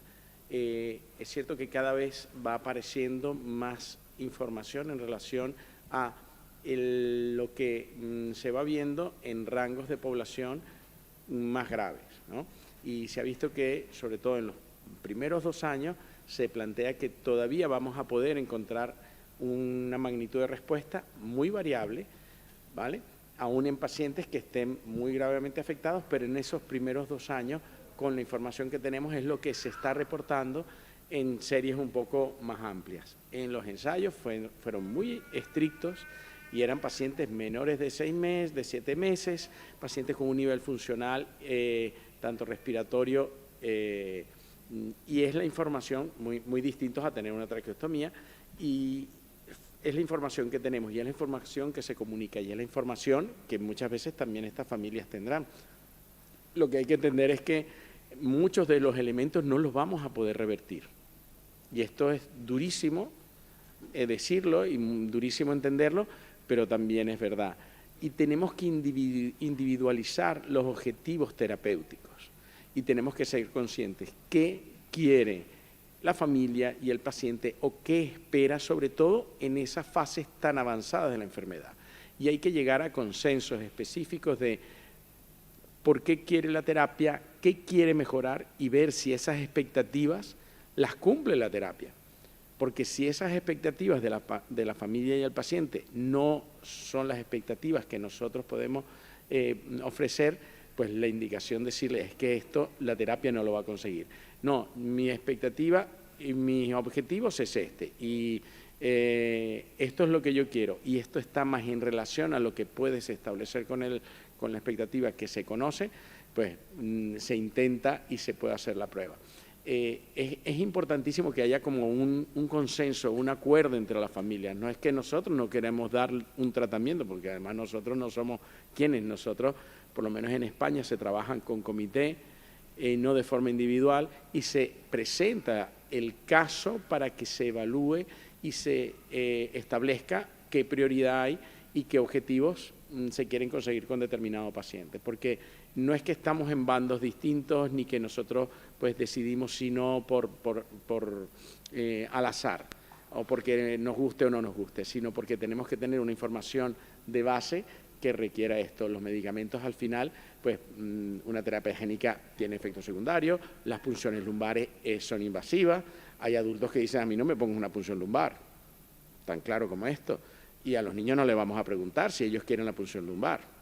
Nosotros como padres decidimos, le ponemos la punción lumbar, y no me importa si el médico me dijo no, pero yo quiero que el niño controle la cabeza y se siente, y han pasado de repente 5 años y esos no son los objetivos. Entonces no podemos empezar una terapia con una expectativa y unos objetivos terapéuticos que no son cónsonos a lo que estamos esperando. Otra cosa es, de repente, también existe el otro extremo de pacientes adultos, donde tenemos experiencias donde la movilidad de la mano, eran personas que trabajaban desde su casa con ordenadores y trabajaban programando, y eran pues trabajaban en una empresa, o podían ellos ser los dueños de la empresa desde casa y trabajar con el ordenador, y pierden la movilidad de las manos, y para ellos ese es el día que se sienten discapacitados. Aunque antes tenían silla de ruedas, necesitaban un apoyo de una tercera persona para todas las actividades diarias, tenían una gastrostomía, pero hasta el día que ellos dejaron de programar, no eran discapacitados, no tenía esa sensación. Y el día que no pudo utilizar su mano, pasó esto. Mi objetivo es recuperar la movilidad de mis dedos para programar, porque quiero integrarme otra vez a mi vida laboral, y si no, no tiene sentido mi vida. Eso es un objetivo, y eso yo lo puedo evaluar. Y si al año y medio, 2 años, no he conseguido recuperar esa función, él mismo te va a decir, pues lo dejamos. Yo entiendo que tengo una enfermedad progresiva y que los tratamientos de hoy no me van a dar lo que yo estoy esperando. Y hay que ser honesto y transparente con todo, y que es durísimo, porque yo sé que estamos en auditorio de familias, pero prefiero decirlo aquí. Es cierto que nosotros en España en algunos momentos se han hecho unos criterios muy restrictivos que los hemos luchado junto a las familias para decirle al sistema sanitario, es demasiado restrictivo lo que has hecho. Hay pacientes que hay que darle un periodo de prueba o ventana, no necesariamente que entre en ese criterio todo. Y si hay dudas, que vaya al comité y el comité decida. Yo creo que no hay que tener miedo en poner a discutir un paciente honestamente en criterios de comité, y esa información darla, el comité se ha reunido, se ha discutido y esta es la decisión que ha tenido. Y entender lo que se hace con la mejor voluntad del mundo y que queremos lo mejor para los pacientes. Este es el objetivo, si no, no estaríamos aquí. Perfecto. ¿Alguien más quiere comentar de la mesa? No sé, justo decir, nosotros tenemos estas reuniones de concertación pluridisciplinar de terapia innovante por los niños y por los adultos. Y tenemos que respetar los criterios de inclusión del medicamento a nivel internacional y nuestro criterio. En el tema de adultos, lo que fue difícil y necesitó un trabajo, como lo dijo bien Andrés, tenemos un objetivo que queremos llegar a obtener con la terapia. ¿Cómo lo vamos a evaluar? Ejemplo del paciente que necesita utilizar tu teclado, no existían escalas precisas para modificar. Bueno, fuimos a buscar y hay un clavitest que mide el tiempo de escritura de un cierto párrafo en el computador. Otra cosa, necesitamos, tenemos pacientes muy afectados que están en la silla de rueda y te dicen, no puedo manejar bien el joystick, el tiempo de manejo de la silla de rueda está alterado. Bueno, vamos a medir si efectivamente en la terapia podemos ver una mejoría objetiva en el tiempo de este tiempo de manejo.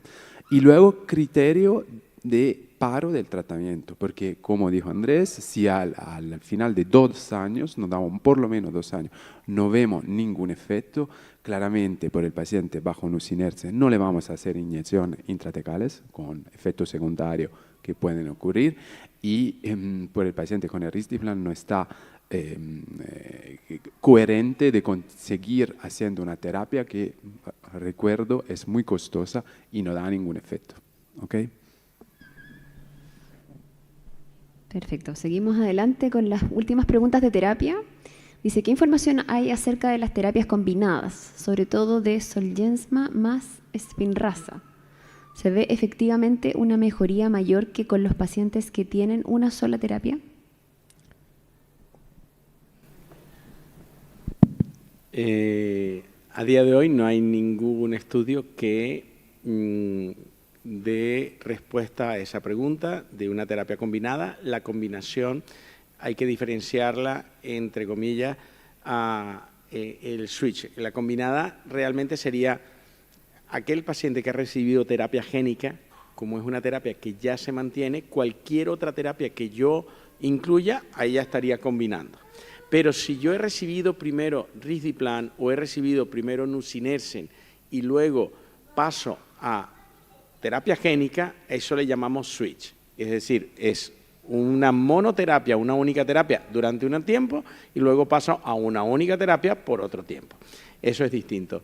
Ni los casos que se conocen que algunos pacientes estuvieron en el ensayo de terapia génica y llegaron a ese famoso plató de los 3, 4 años y dijeron, bueno, yo quiero ver algo más, a ver si será que la terapia génica no es suficiente, será que pasa algo. No se tenía tanta información de que prácticamente todos los pacientes hacen más o menos esa curva, dependiendo de su nivel funcional basal, de todo lo otro que hemos hablado. Pues algunos de estos pacientes recurrieron para que le pusieran nusinersen o risdiplam, dependiendo de pues, sus posibilidades, los accesos en cada país. Son pocos pacientes, pero no se ha descrito todavía eso de cambié ese plató y el paciente hizo ahora una mejoría espectacular. Eso a día de hoy no deben tenerlo en mente, deben pensar que la curva seguía siendo más o menos la curva que llevaba el paciente. Hay que ser delicado en el momento en que vean, de repente hay alguien que dice, bueno, yo estaba con terapia génica, no iba tan bien y ahora he mejorado muchísimo con esto, o estaba con nusinersen y me han puesto la terapia génica y ahora he hecho 1000 cosas. Hay que recordar que las funciones motoras de los pacientes no se consiguen de forma inmediata ninguna de las terapias.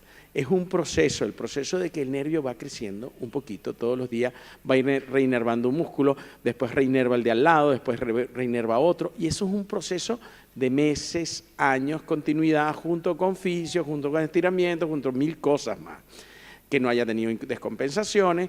Entonces, si yo tengo un paciente que hace una descompensación respiratoria, entra en UCI, sale de UCI, le hago una escala, está fatal, a los 2 meses cambio la terapia y a los 6 meses lo vuelvo a evaluar, pues voy a ver una curva como que, oye, qué mal estaba y mira qué bien fue. Hay que tener cuidado porque esto puede pasar. Yo lo he escuchado en reuniones que cuentan una historia que aunque hay un evento respiratorio y se cambia la terapia 3 meses después y después se sigue, ves que realmente lo que hace es esto y después se sigue la curva que llevaba el paciente. Entonces, tener en cuenta que hay un proceso continuo, crónico de recuperación y es posible que justamente coincida con el cambio de la terapia. Y dices, oye, le cambiaron la terapia y 3 meses o 6 meses después empezó a caminar. Bueno, pero es que ya llevabas 2 años trabajando fisio, con la otra terapia reinervando. Los pacientes, muchos de estos pacientes están caminando con una sola terapia a los 3, 4 años. Pero yo empezar a dar sus pasitos, como a mí unos sintomáticos tratados, no es que están caminando a menos que sean presintomáticos en el primer año de vida. Si son presintomáticos con 3 copias, sí, pero si son presintomáticos con 2 copias, ya la historia cambia. Entonces, entender que hay como muchos factores en ese sentido de que las terapias combinadas de momento no hay datos y nosotros participamos en un ensayo clínico que se llama RESPOND, donde son pacientes que han recibido terapia génica y se asocia el nusinersen. Estamos esperando los resultados de eso. Me pareció, era difícil de entender un poco si vamos a ser capaces de demostrarlo, pero para eso están los ensayos, para responder preguntas. Si al cabo de 2 años, que es lo que va a durar ese ensayo, cuando se haga el corte, se publiquen los datos, no hay una diferencia significativa en relación a lo que se conoce, pues probablemente podremos responder con un ensayo con esas características que no hay cambio. A momento de hoy no hay ningún estudio que demuestre esto. Teóricamente no es imposible tratar con 2 terapias a un paciente, pero no podemos utilizar terapias de un alto costo si no tenemos clarísimo lo que vamos a obtener y no es que, bueno, vamos a probar, no lo hacemos con los antibióticos, no lo hacemos con los medicamentos del día a día, no decimos, bueno, tómate un paracetamol o un ibuprofeno, porque igual te tomas 3 y es mejor, igual tienes efectos secundarios, es una hepatitis. Entonces, no son tratamientos inocuos, no estamos jugando con agua, y tenemos que ser conscientes que estamos en una situación delicada de terapias nuevas, de terapias que son complejas y terapias que son de muy alto costo. Perfecto, entonces frente a la pregunta no se sabe, vamos a estar atentos entonces a los nuevos ensayos que nos van a comunicar los expertos. Hay otros tratamientos visualizados dentro de poco. Aquí preguntan si hablan de los tratamientos con células madres. ¿Hay alguna forma de extender o posibilitar la creación o reactivación de motoneuronas a través de las células madres? Hola. Sí, efectivamente existe todo un campo de investigación a nivel preclínico que muestra que probablemente las células madres musculares sufren y contribuyen de manera retrógrada a hacer que el motoneurón degenere más rápidamente, probablemente en el cuadro de la miotrofia espinal. De un punto de vista de las terapias con célula madre, hay un único artículo con un solo paciente seguido por un equipo italiano que no es muy concluyente y además es una terapia que puede dar de unos riesgos importantes de reacción inmunitaria. Y existen en el mundo, lamentablemente, centros, laboratorios que no son certificados, que ofrecen, pagando un precio muy alto, en condiciones que no están seguras, este tipo de approach. De un punto de vista científico, en la comunidad internacional, hasta ahora, no hay un trial clínico que demuestre que este tipo de approach sea factible en los pacientes. Entonces, muy cuidado en lo que se encuentra en internet, en lo que proponen terapias milagrosas que hasta ahora no tenemos disponibles, y puede meter a riesgo la vida de los pacientes. Perfecto, muchas gracias por la aclaración. Creo que es una pregunta bastante frecuente en los pacientes, buscar otros tratamientos. Creo que esta es la última. Dice, una vez recibido el tratamiento con nusinersen, risdiplam o Zolgensma, si el paciente logra caminar, ¿debe seguir en controles con su equipo tratante? Y otra pregunta, ¿cómo puedo llevar esta enfermedad? Son las dos últimas preguntas. Bueno, yo creo que es demasiado importante que sí siga en control. Hemos visto ya a lo largo de todas las preguntas que se han respondido que esto es un proceso, que las terapias en el fondo siguen actuando, que tenemos que ver, ya se conoce que hay un plató también, en el fondo que se llega a veces como a un nivel de funcionalidad y que eso en el fondo uno como médico tiene que guiar al paciente y son pacientes que hay que seguir atendiendo y también los equipos multidisciplinarios son importantes. Eso es muy importante. Yo agregaría un comentario que es muy importante que los padres tengan claro. Cuando un paciente recibe tratamiento y en la eventualidad de que haya sido precoz y que consiga un hito motor, no es lo mismo que un niño que pesa 7, 10, 15 kilos, 20 kilos, 30 kilos. Como estas son terapias nuevas, es sumamente importante que el seguimiento que se haga del paciente va a permitir también documentar cuál es el comportamiento de las terapias en el tiempo, que es algo que no se sabe. Ustedes saben que lleva poco tiempo a nivel mundial. Nosotros no es que estemos desfasados del mundo, esto es igual, la experiencia es de pocos años. Por lo tanto, me gustó mucho una frase que se utilizó en un congreso en Argentina, en donde una doctora dijo, no hay que olvidar que el paciente tratado sigue teniendo atrofia espinal. Y creo que eso es importante, ¿ya? Sigue teniendo atrofia espinal. Mejora su función, mejora su movilidad, adquiere hitos motores que no los hubiese logrado sin el tratamiento, pero sigue teniendo atrofia espinal, ¿ya? Entonces ese es un poco el mensaje.